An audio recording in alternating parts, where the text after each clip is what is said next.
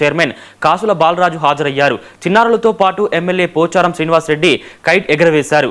Agros chairman Kasula బాలరాజుతో పాటు నాయకులు కార్యకర్తలు నృత్యాలు చేస్తూ సరదాగా గడిపారు. రైతులు పండించిన పంటలు చేతికొచ్చిన తర్వాత ఆనందంతో చేసుకునే పండుగ సంక్రాంతి అని ఎమ్మెల్యే తెలిపారు.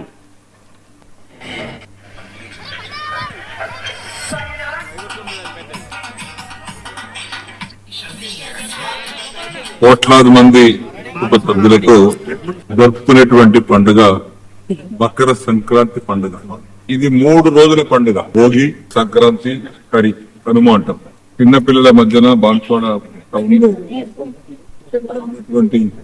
పిల్లలకు ప్రోత్సహించడానికి కైట్ ఫెస్టివల్ పేరుతోటి ఈరోజు పతంగులను ఎగరవేయడానికి వారితో పాటు సంతోషం పంచుకోవడానికి ఇక్కడ రావడం జరిగింది. ఇది పతంగుల పండుగ అంటే పిల్లల పండుగ.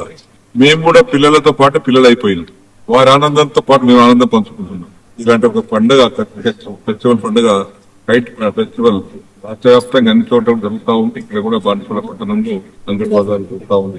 సంక్రాంతి జరుగుతాయి. ప్రజలందరికీ కూడా నియోజకవర్గ సోదరిమణులకు తెలంగాణ సోదరులకు సంక్రాంతి శుభాకాంక్షలు.